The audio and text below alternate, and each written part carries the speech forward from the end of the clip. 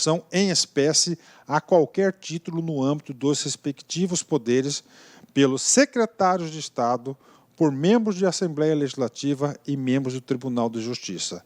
Excluem-se do teto de remuneração o adicional por tempo de serviço e as vantagens previstas no artigo 82, 1A, 8º, né? Professor, e aí?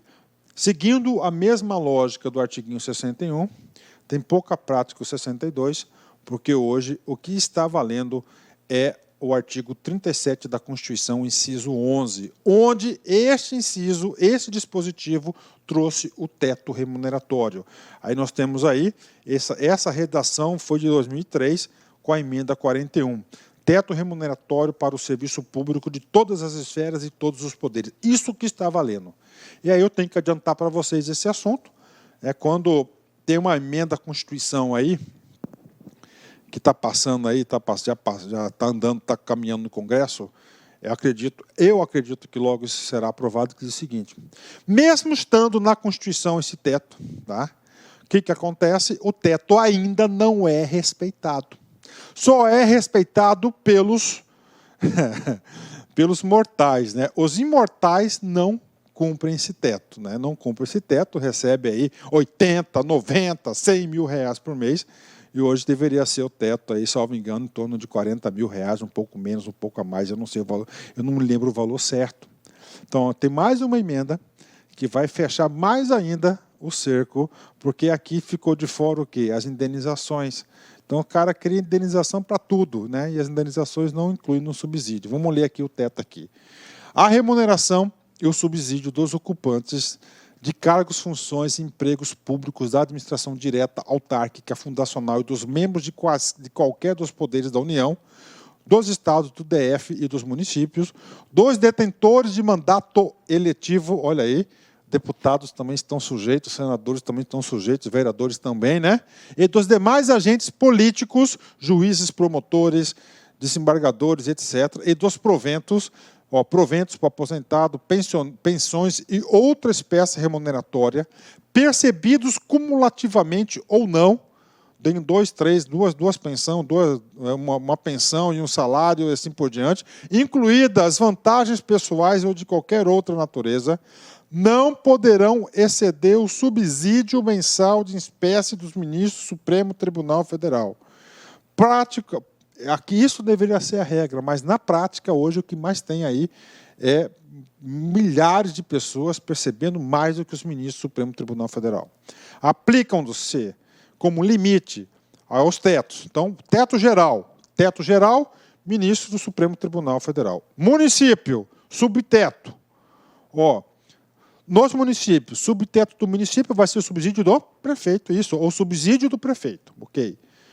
Subteto dos estados e DFs, subsídio mensal do governador do estado no Poder Executivo, bacana. O subsídio dos deputados estaduais, distritais no âmbito do Poder Legislativo e o subsídio dos desembargadores do Tribunal de Justiça, limitando a 90 inteiros e 25 centésimos por cento do subsídio mensal em espécie dos ministros do Supremo Tribunal Federal, no âmbito do Poder Judiciário. Aplicável este limite aos membros do Ministério Público, aos procuradores e aos defensores públicos. Então, nós temos aqui os defensores, procuradores e o Poder Judiciário recebe 90,25% isso aqui é um subteto específico para o Poder Judiciário. Defensor público, embora não seja do Poder Judiciário, ele foi equiparado aí, ele teve equiparação do teto, um grande benefício para a categoria. Entenderam? Então, isso aqui é o quê? É o teto. Então, o teto do artiguinho 61, nosso, ele tem pouca aplicabilidade, o que está valendo é o artigo 37, inciso 11 da Constituição Federal. Exercício. Prefeitura, CESP 2017, cargo de procurador do município. Em razão de incorporações legais, determinado empregado público recebe uma remuneração que se aproxima do teto salarial constitucional. Nessa situação, conforme o entendimento do STF, a remuneração do servidor poderá ser superior ao teto constitucional se ele receber a gratificação por cargo de chefia. Ou seja, o que acontece, né? Então, vamos supor, qual que é a primeira coisa? O cara é servidor municipal. Se ele é servidor municipal, qual que é o teto? O teto é o subsídio do prefeitão, né? Então, o que o cara está dizendo aqui? O cara recebe 10 mil, ele conseguiu incorporar aqui a incorporação legal, mais 10 mil, tá certo? E o governador, e o prefeito ganha 20 mil, né? 10 de 10, 20. Então, tá no teto. Só que o cara, ele foi nomeado para um cargo, tá certo, de comissão. Então, ele ganha mais a comissão do cargo, uns 3 mil. Teto do salário é 20 mil. Ele já ganha 20, mais 3, 23. Aí diz o seguinte, nessa situação, o cara tem direito a extrapolar o teto, está errado. Não tem direito em extrapolar o teto. Então, essa questão está errada. Essa questão está errada, né? Bacana? Fechou? Continuando a aula, né?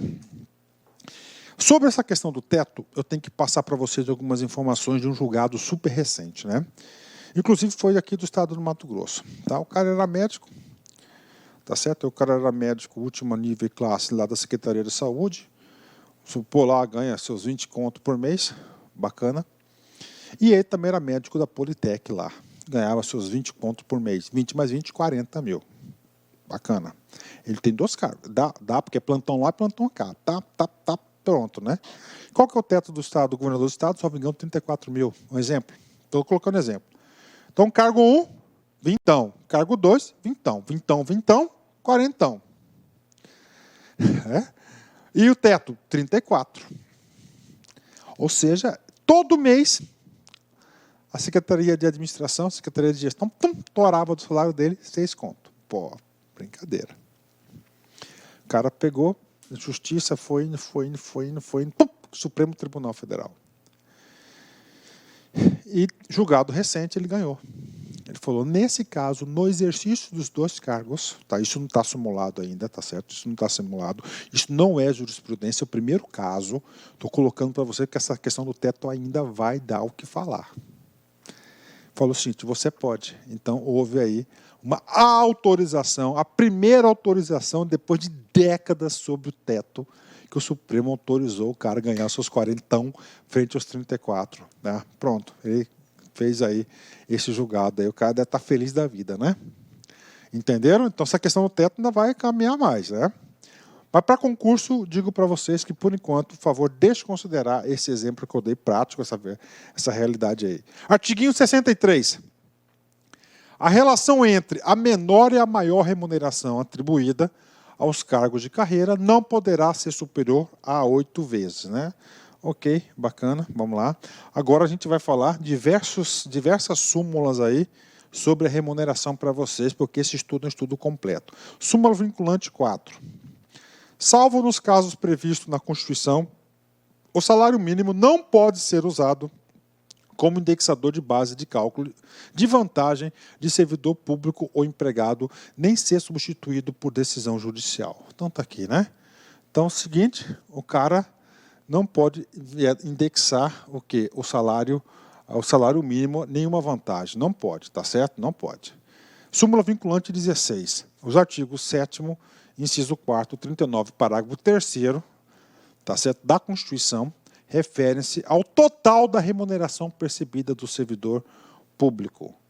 Súmula vinculante número 15. O cálculo de gratificações e outras vantagens de servidor público não incide sobre o abono utilizado para atingir o salário mínimo. Tá? Então é o seguinte, o cálculo de gratificações, o que é esse abono para o salário mínimo? Abono do salário mínimo é quando o cara recebe menos que um salário mínimo. Pela Constituição diz o seguinte, cara, você tem que receber o quê?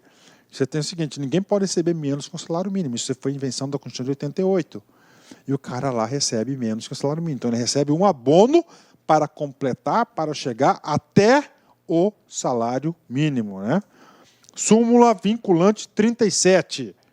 Não cabe ao Poder Judiciário, que não tem função legislativa, aumentar vencimentos de servidores públicos sob fundamentos de isonomia. É, que eu falei para vocês, isso aí chovia lá, cara. Né? A Constituição de 88 trouxe o quê? Trouxe o dispositivo da isonomia. O cara pronto. Aí começou a chover lá, ó. Tá. Não, para aí. O judiciário não pode definir valor de salário, porque quem define valor de salário é apenas lei. Lei. Súmula 679 do STF. A fixação dos vencimentos dos servidores públicos não pode ser objeto de convenção coletiva, né? Olha aí, não pode ser objeto de convenção coletiva. Dispositivo esse que é permitida lá na iniciativa privada. Artigo 64. Agora é o seguinte, agora a gente vai falar o seguinte, as hipóteses que o cara vai perder o seu dia de salário, né? A gente já viu que a remuneração ela é o quê? Ela não pode, ela é irredutível, tá? Ela é irredutível. O salário, a legislação e a Constituição tratou ela como coisa santa, não pode. Salário é sagrado, né? Mas você pode perder. Em quais hipóteses? 3 hipóteses. Primeira hipótese, o vencimento ou remuneração do dia que não compareceu ao serviço. Então, não compareceu ao serviço, corta o ponto, desconta um dia de serviço. Salvo motivo legal ou moléstia comprovada. Bacana. Professor, motivo legal. O cara foi doar sangue, então você está aqui no estatuto. Então você tem essa prerrogativa aí. 1/3 do vencimento ou da remuneração do dia quando compareceu ao serviço com atraso máximo de 1 hora ou quando se retirar antecipadamente. Ou seja, aqui fala o quê? Saída você chegou atrasado ou saída antecipado. Nesse caso, você perde o quê? 1/3 da sua remuneração. Tá? Aliás, são 4 hipóteses que você pode perder o dia de serviço. Então, primeiro, você perde o dia de serviço, se você não foi. 1/3, depende. Olha uma coisa interessante. Atraso de 1 hora. Professor, meu horário é 8 horas. Bacana. Eu cheguei às 8h30. Se você chegou às 8h30, o que acontece? Tá? Se você chegou às 8h30, você já perdeu 1/3. Essa é a regra.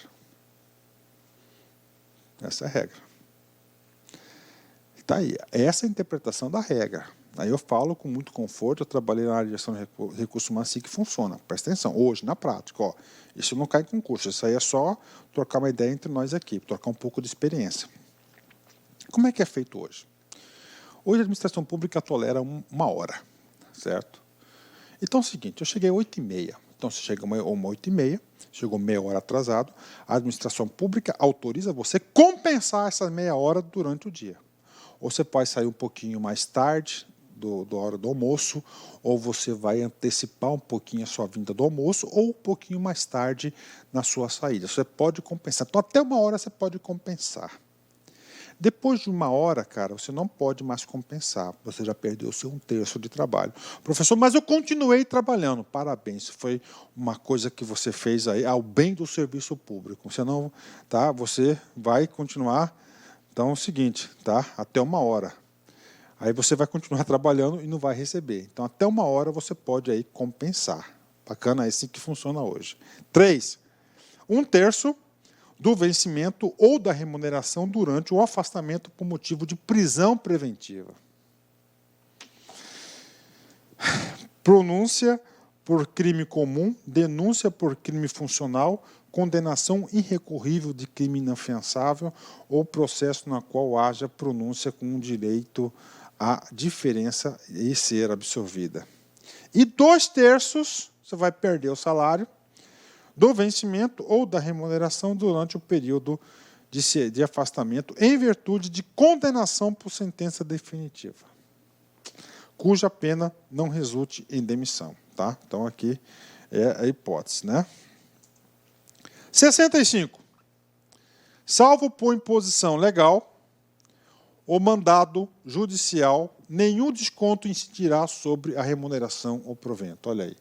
Então é o seguinte, salário, remuneração é sagrado, assim que a administração pública. Agora, tem exceção. Professor, quais são as exceções? Primeiro, imposição legal. Ou seja, tem alguma lei dizendo que vai ter que descontar tal coisa. Está aqui. Ou justiça.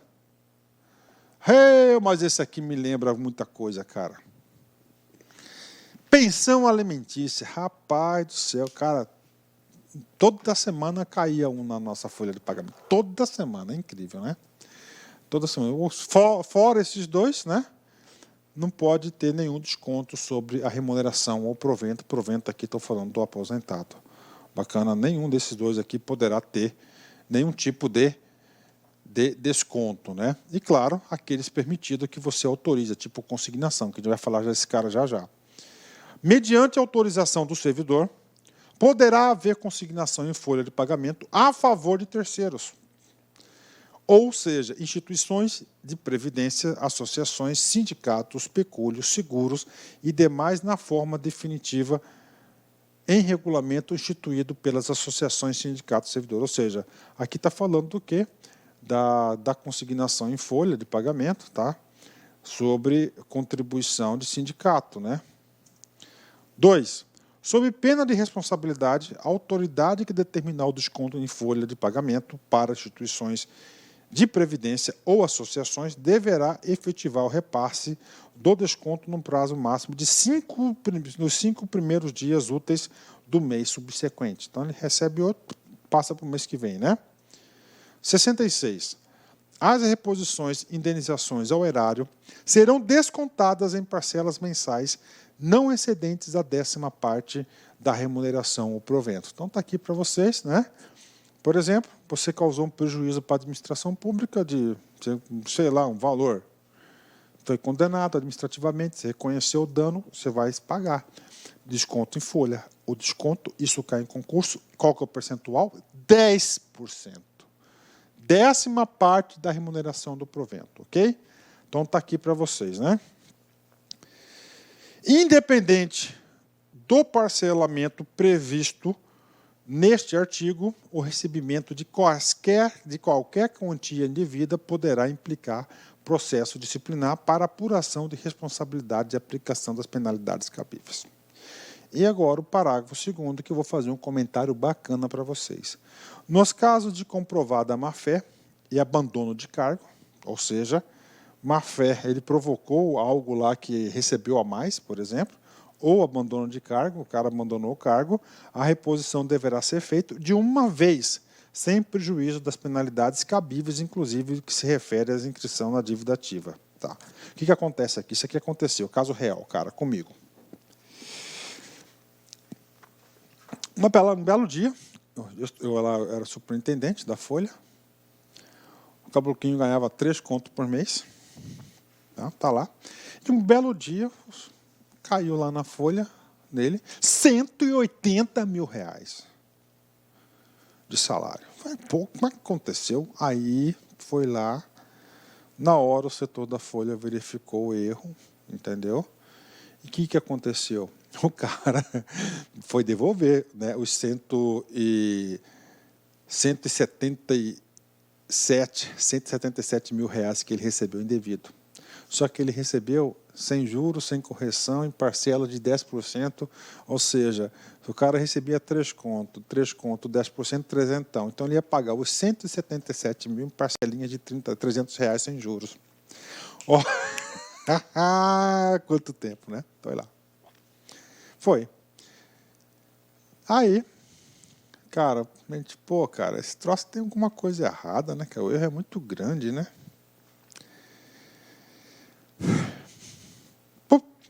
Polícia, investigação, descobriu o coloio dos dois. Aí aplicamos o quê? O parágrafo primeiro e o parágrafo 2º. Descontou uma vez só para o cara, porque houve má-fé, coloio. O que aconteceu?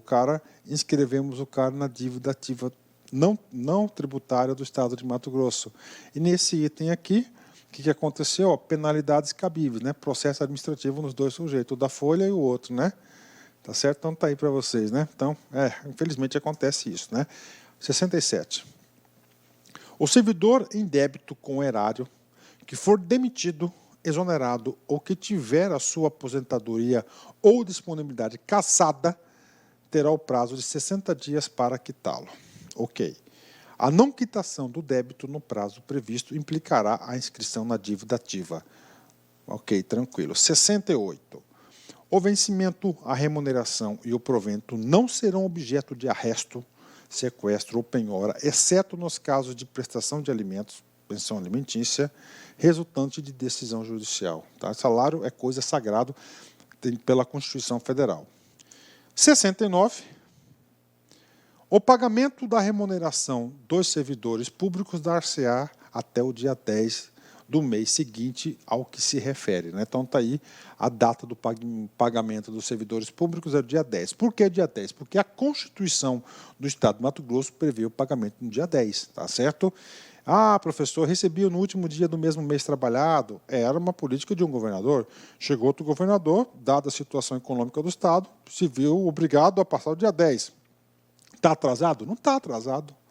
Até dia 10. Antes é um benefício. Parágrafo 1º.